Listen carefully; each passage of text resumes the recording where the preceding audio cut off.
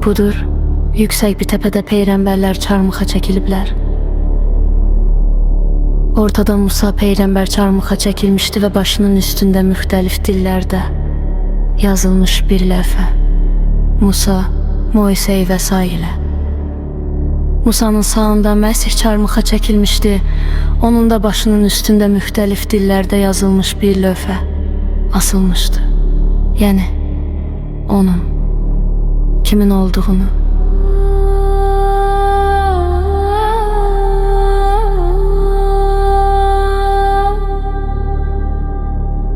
Qeyd edirdi Musanın sol tərəfində isə çarmıxdan Məhəmməd peyğəmbəri asmışdılar. Onun da başının üzərində görünən lövhə onun peyğəmbərliyini təsdiqləyirdi xaçdakı. Peyğəmbərlərin arxasında onların davamçıları, yəni hər dinin müqəddəsləri, dindarları çarmıxa çəkilmişdi. Məlum idi ki, İsrail müqəddəsləri. Musanın arxasında Hristiyanlar, Məsihin və İslamın müqəddəsləri, Məhəmmədin arxasında sırayla çarmıxdan asılmışdılar.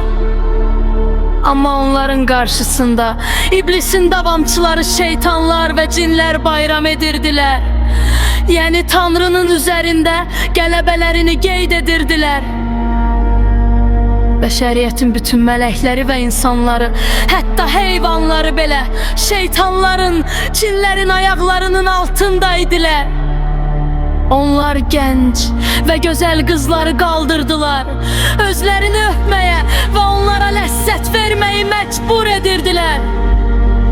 Və yazıq, əlacsız qalan insanlarda, mələklərdə, cinlərə və şeytanlara yalvarırdılar ki, onlara əzab verməsinlər. Lakin cavablarında daha da pis işgəncələrə məruz qalırdılar. Alovlu zəncirlər ilə döyülürdülər.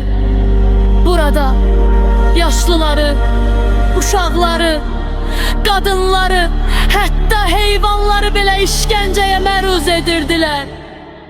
Birdən zurnalar səsləndi, barabanlar vuruldu və hamı dərhal susmağa başladı. Cinlər, şeytanlar özləri başladılar ağlayan mələklərin, insanların, uşaqların və qadınların ağızlarını tutmağa ki, sakitçilik olsun və nə qədər həyat. Anidən ətraf sükutluğa qərq oldu. Hər kəs diqqətini atın belində peyda olan iblisə yönəltdi. Atın başı insan, yəni gözəl bir qızın başından ibarət idi və onun saçları iblisə yəhər kimi xidmət edirdi və nəhayət o atın saçlarını dartaraq çarmıxa çəkilənlərin qarşısına çatdı. Peyğəmbərlər şuursuz olsalar da, onu görməsələr də, o üzünü onlara tərəf qaldırdı. Hamı İblisi qorxu və sükutla izləməyə davam edirdi. Birdən iblisin üzü yumşaldı, o gülümsəməyə başladı, onun gülüşü başladı şiddətlənməyə və ətrafdakılar hər kəs onu təəccüblə izləyib. Onların da gülüb gülmədiklərini bilmirdilər. Və nəhayət hündür cinlərdən biri işarə etdi ki, hər kəs də qoşulsun bu gülüşə və ətrafı saxta, vəhşi, dəli gülüşlər bürüməyə başladı. İblisin qəhqəhəsi öskürməyə çevrildi və o bir növ gülüşdən uzaqlaşmağa başladı və ətrafda olanlar da bunu görərək başladılar susmağa və nəhayət İblis sonuncu gülüşünü edərək üzünü bəşəriyyətdə olanlara tərəf çevirdi. Onun necə göründüyü artıq aydın göründü. Yəni üzünün və bədəninin yarısı dəhşətli bir heyvan şəklində, digər yarısı isə, yəni sağ tərəfi sarı saçlı, yaraşıqlı bir gəncin obrazında idi. Bilirsin niyə görürdün?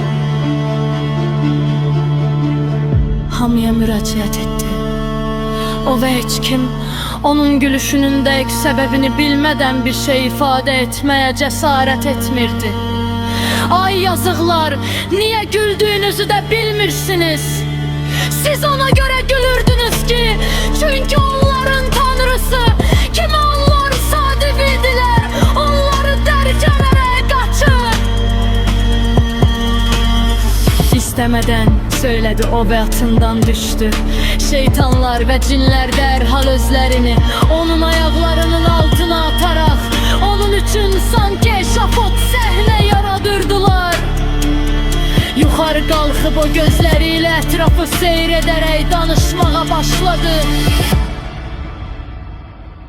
Ben sizi qələbə münasibətiyle tebrik ederim. Mənim yazıklar.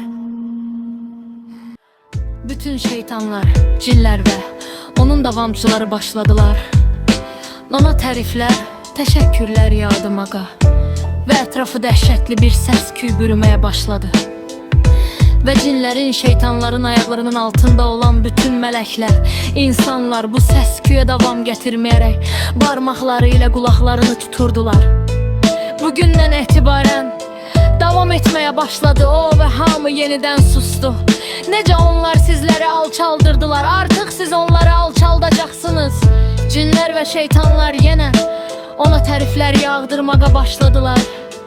Alovlu zəncirlər havada fırlanmağa başladı. Ancak biz, iblis qışqırarak hamını susmağa mecbur etti. Onlar kimi deyilik, o çarmıqda olanlar elini uzadarak gösterdi. Onlar kimi deyilik, o cinlerin ve şeytanların ayakları altında olan insanları, melekleri gösterdi.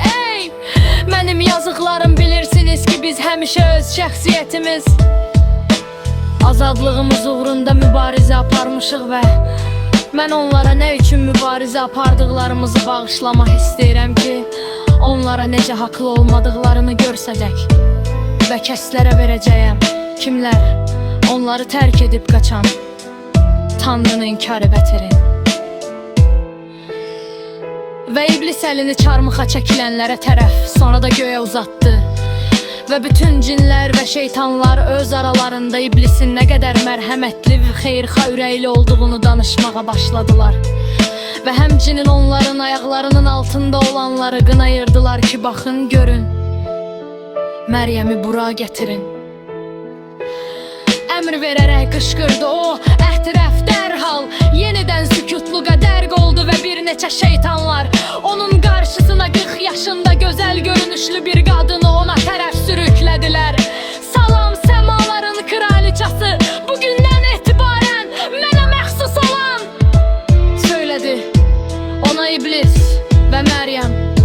Ona cevap vermeyerek gözlerini onun atının ayaklarına indirdi. Soyundur onu. Cinler əmr etdi. O ve bir neçə şeytan özlerini Məryəmin üzerine atarak onun əynindəki libasını cırdılar. Məryəm əllərini sinəsi üzərin ve ayaklarının üstüne apararak bedeninin çılpaqlığını gizletmeyi cəhd etdi. Yok, gücünü toplayarak qışqırdı İsa ve göründü ki o çarmıqdan enmeye cəhd gösterir. Bunu gören şeytanlar derhal özlerini onun üzerine attılar. Xaça dırmaşarak yılan kimi ona dolaştılar ki o tərpənə bilmesin. İblis səhnədən enərək Məryəmə yaxınlaşdı. Siz çılpaqlığı lənət hesab edirdiniz, çəkəllərini, yoxsa mən onların ayıraram səndən. O, özü Məryəmin əllərini sinəsindən və ayaqlarının arasından çəkdi. Və ətrafda olanlar hamı, bütün baş verənləri susaraq, maraqla izləyirdi. Məryəm müraciət etdi ona iblis və əliyle onun üzünü qaldırdı ki ona baxsın.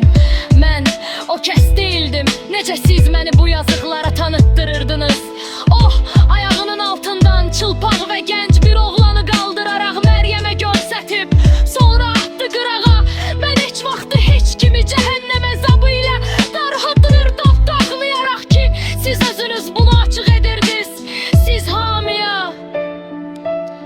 mən egoist, gürurlu, xəyanətkar kimi təqdim edirdiniz və məgər bütün bunlar sizlərdə deyilmi? İnsanlardan, bizlərdən sizin qarşınızda diz çökməyə tələb edirdiniz. Məgər sizin istəyiniz bizləri qula çevirmək bunda deyilmi? Gürurluq, xəyanətkarlıq Məryəm, siz yaxşı bilirdiniz ki, mən və mənim yazıqlarım sizin hamıya təqdim etdiyiniz kimi değildik. Heç olmasa ona görə ki, çünki biz sadəcə fikirlər, düşüncələr idik və siz özünüz qürurdan, xəyanətdən istifadə edərək əbədiyyatda gözəl hayat üçün götürüldünüz özümüzü. Gece hadlara, obrazlara, bize ise pis, çirkin obrazları saklayardınız. Verse, sabah teşrif ederim, anlar derintileridir. İblisler bu nece bilenler akıl ifarini uzattı. Benimle evlenirse Merida onlara yanımda tarımı kaçak. Birçoğu Meryem'in başım aşları sağdı. Bugünden itibaren İblis sizin etellərə kışkırmada başlayacaq. Dönərcə Mən eləcə Amma dilinə qara görə Bilməsən həniyə görə Əgər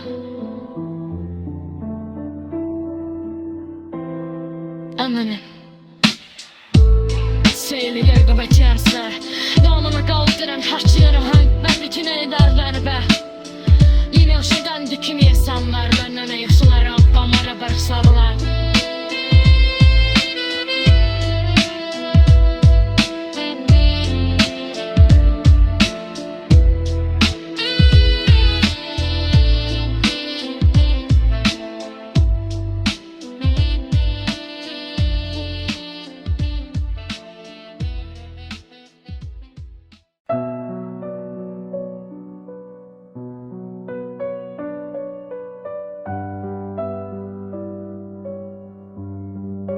Məryəm yenidən iblis müraciət etdi.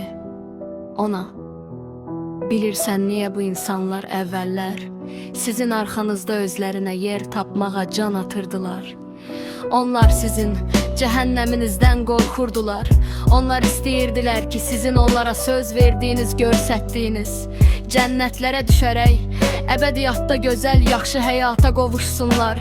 Onlar elə düşünürdülər ki, siz məndən güclüsünüz. Lakin onları düşüncələri də, seçimləri də yanlış oldu.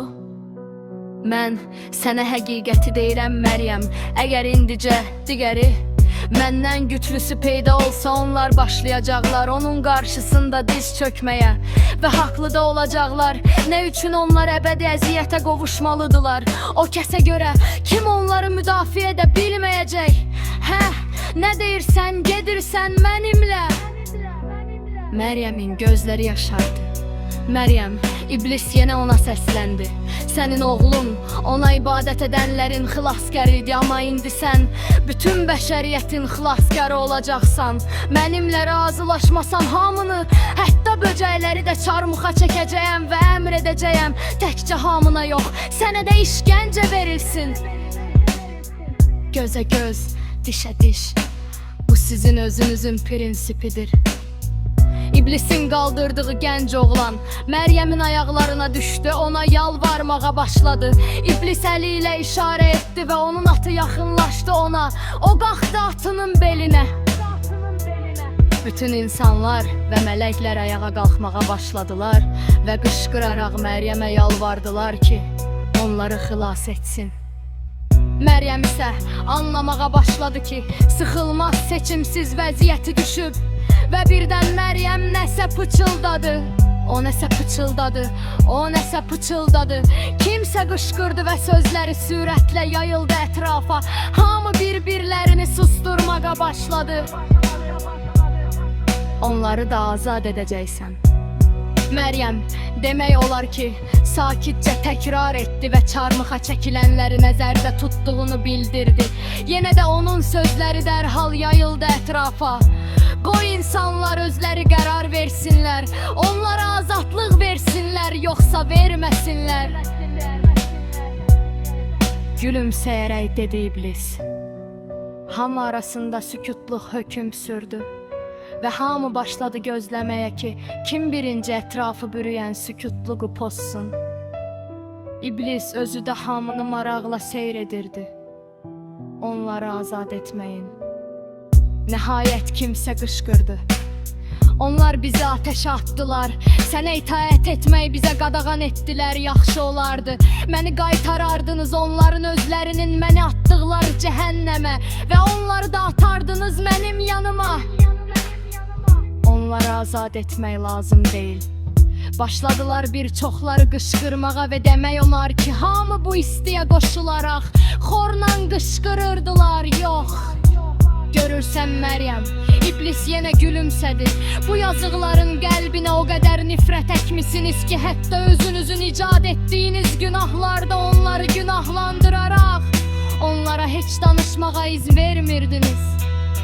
Mən isə onlara sərbəst seçim verdim, qoy özləri qərar versinlər. Onda hamımızı çarmıxa çək. İblisə baxaraq söylədi Məryəm və hamı başladı bir-birinin ağzını bağlamağa. Məryəmin nə qışqırdığını öyrənsinlər və yenidən ətrafda sükutluq yarandı. Onda Məryəm artıq qışqırmağa başladı. Hamımız onların yanında çarmıxa çəkiləcəyik və əli ilə hamıya çarmıxda asılanları göstərdi. Bütün insanlar və mələklər arasında yenidən çaxnaşma yarandı. Çarmıxa çəkilənlərə qarşı ittihamlar ağlamaqla əvəz edilirdi. Məryəm çarmıxa çəkilənlərin qarşısında diz çökərək başladı sakitcə ağlamağa.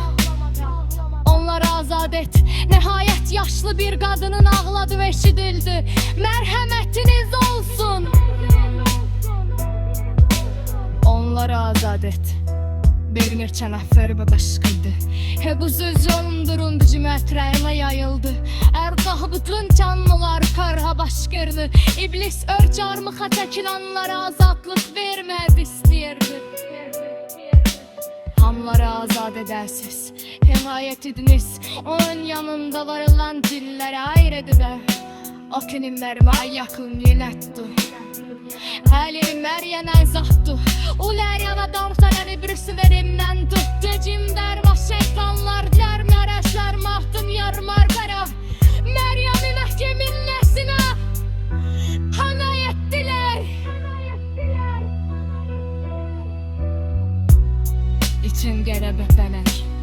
İnsanlar və mələklər zirinclə dışdırmağa çarmana və iblislə Məryəmi təbrik etməyə başladılar. Padşahların kralı onlarla nəlidar müraciət edərək şeytanlar yandı, morallandı, destan danla göylərlə insan dərimiz əlbəti dorlum. Onlar hardan gitir olsun atardılar farı.